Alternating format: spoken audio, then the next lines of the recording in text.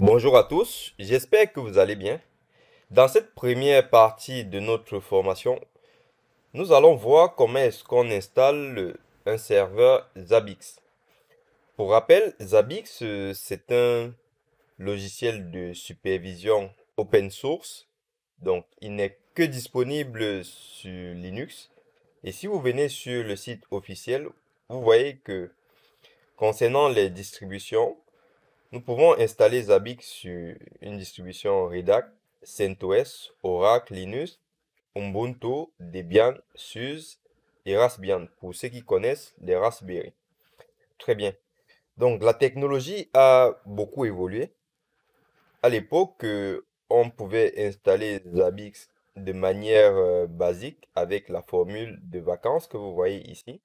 Mais aujourd'hui, il est possible d'héberger des serveurs dans le cloud. Du coup, si vous venez ici pour télécharger l'image Zabbix à des fins d'installation via un cloud provider, vous voyez ici que vous avez des images pour AWS, Google Cloud, Cloud Yandex, Azure, Azure toujours pour le serveur. Et voilà, vous avez Oracle, Digital Ocean et Red Hat. Voilà.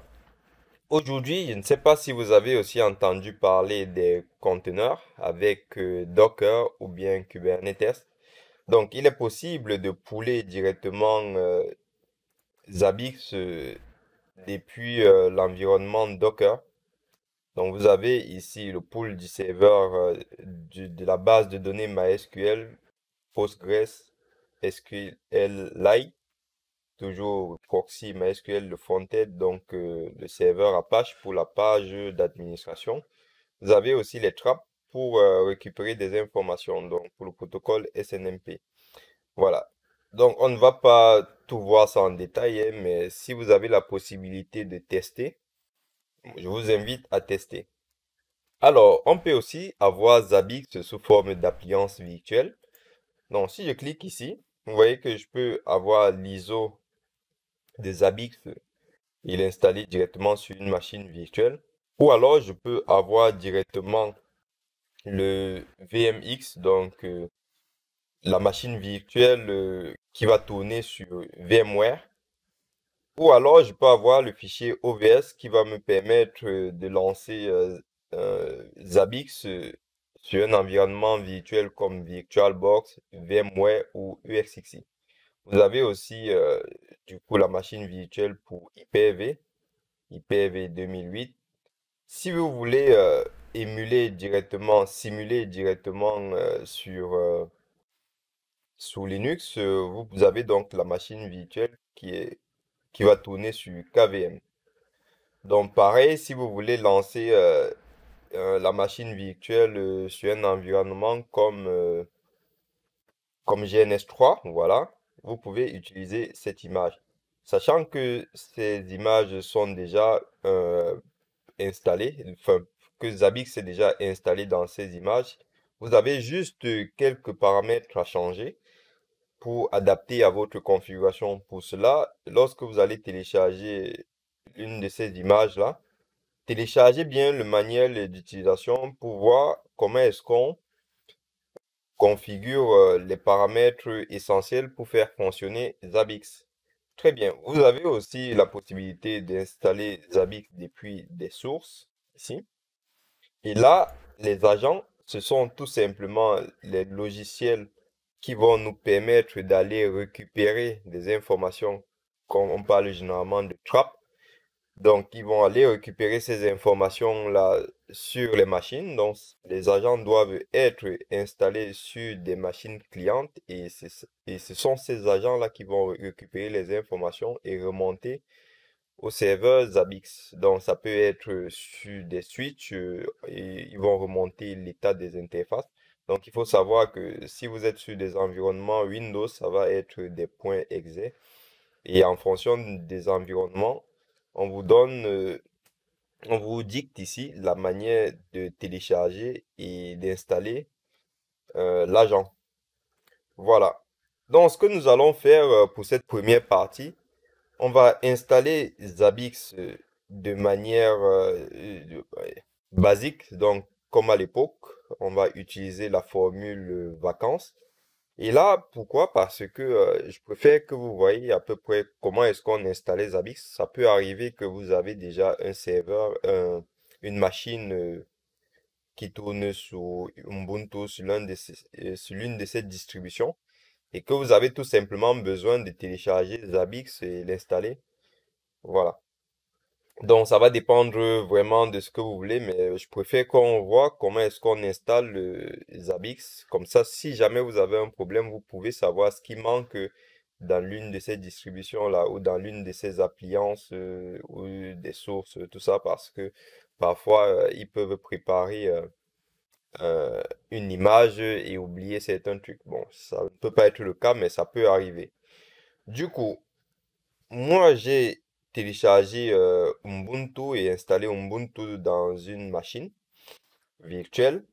Et du coup, j'ai pris la version 8 d'Ubuntu. Donc, si je reviens là, je prends la dernière version de Zabbix. Ensuite, je sélectionne Ubuntu, je prends la version 18. La base de données, c'est MySQL, je préfère. Et le serveur web, je vais prendre Nginx. Et vous voyez que à chaque fois que vous allez sélectionner une distribution, pardon, vous voyez que la procédure change. Donc, ceci dit, vous n'avez qu'à faire des copier-coller. Ok, donc si je reviens sur Ubuntu, version 18, je prends du MySQL, je prends du serveur Nginx. Maintenant, j'ai la procédure. Alors, passons maintenant à à l'installation. Pour l'installation, je lance donc ma machine virtuelle que j'ai appelée Zabbix. Alors, je vais l'agrandir. Ok. Hop, hello. Très bien. Ici, je vais faire un clear. Alors, hop. Ensuite, ce qu'on va faire, je vais diminuer là. Vous avez vu que j'ai une carte que j'ai montée pour aller sur Internet pour faire mes mises à jour. Et j'ai ensuite créé une VMNet et c'est sur cette VMNet que je vais configurer une adresse IP statique. Il faut savoir que les serveurs doivent toujours avoir des adresses IP statiques, surtout qu'on va installer des agents sur des machines. Donc, si l'adresse IP du serveur change, l'agent ne pourra plus contacter le serveur pour lui remonter des informations. Donc faites bien attention. Alors, moi j'ai déjà configuré et comme je disais, il faut au moins avoir des bases sur Linux pour pouvoir configurer Zabbix. Alors, il ne faut pas être un expert sur Linux. Je ne suis pas du tout un expert sur Linux, mais ça fait longtemps que je travaille avec Linux. C'est-à-dire, je ne l'ai jamais travaillé en entreprise avec Linux. C'est uniquement pour faire des tests. Mais ceci dit, vous avez une très grosse communauté sur Linux. Donc, quel que soit votre besoin sur Linux, si vous tapez, vous faites des recherches sur Internet, vous aurez la solution. Ceci dit, vous êtes capable d'installer Linux, d'installer n'importe quel type de serveur sur Linux, de le configurer et de le sécuriser. Voilà. Donc, vous allez donc télécharger la distribution où vous êtes le plus à l'aise. J'ai pris Ubuntu pour ma part. Et du coup, pour configurer les interfaces, vous allez juste faire nano, etc, network, et là, interface. Donc, vous allez donner une adresse IP statique. Vous voyez, ma première interface est détectée.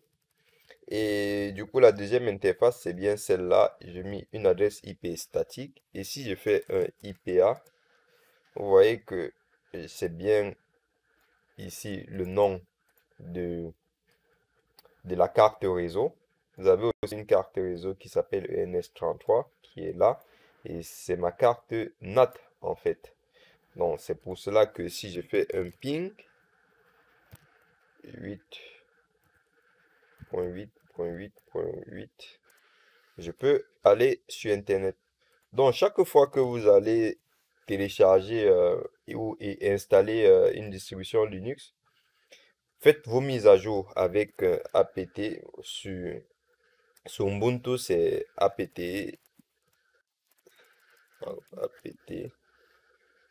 update.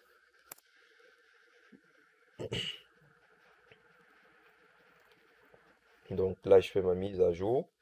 Et chaque fois que vous installez un paquet, faites aussi un apt update. Parce que à chaque fois que vous allez installer un paquet, il va récupérer c'est un fichier. Par contre, il peut oublier, il ne récupère pas tout. Donc, à chaque fois que vous installez un paquet, vous faites un apt update et ensuite vous faites un apt upgrade pour installer. Donc, vous faites yes. Voilà, vous voyez, il me télécharge ça et il installe. Ok.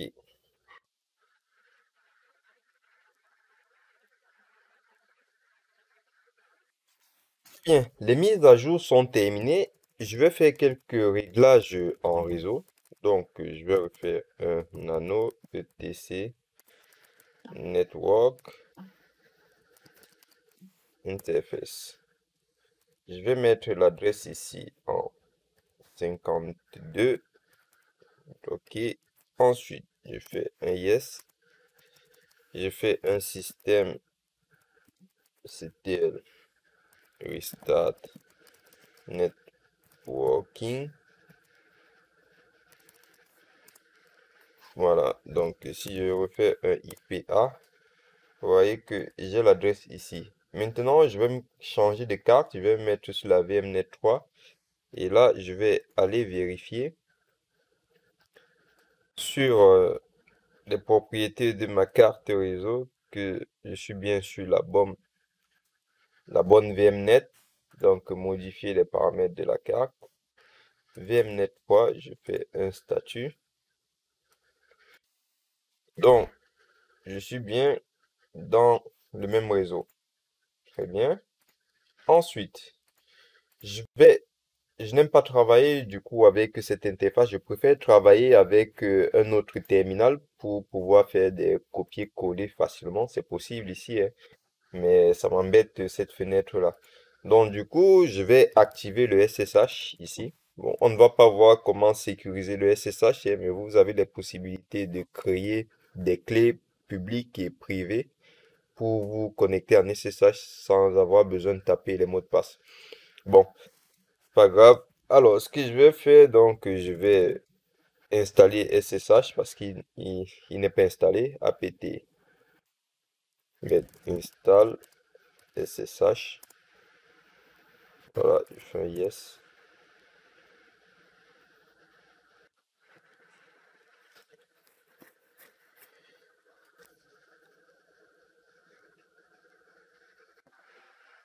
Très bien. Ensuite, je vais aller modifier le fichier de configuration du SSH. Tous les fichiers de configuration se trouvent dans etc et c'est toujours en .conf. Ou, si vous voyez, vous faites SSH. Alors, il nous propose quoi? SSH underscore config. Est-ce que c'est celui-là? Ouais, c'est celui-là.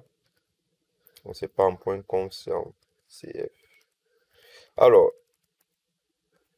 je vais autoriser le port 22 du SSH. Ensuite, je vais, vous avez tout ça, ce sont des paramètres que vous pouvez rajouter. Ça va dépendre de vous. Comme nous sommes en environnement test, on ne va pas tout configurer.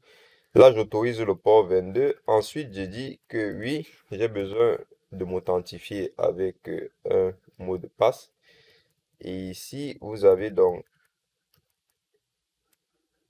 tous les paramètres qui sont bons. On va juste chercher un autre paramètre ici qui va s'appeler, hop, alors host. Je pense qu'on est bon. Alors, ou bien, moi, je peux activer adresse family comme ça, et puis je fais CTRL X et yes. Très bien. Maintenant, je vais essayer de me connecter avec un autre terminal. Donc là, je vais faire 192.168.52.250. Alors, ça ne marche pas. Première des choses, je vais voir si je ping la machine depuis ma machine physique à moi, dans 192.168.250-T.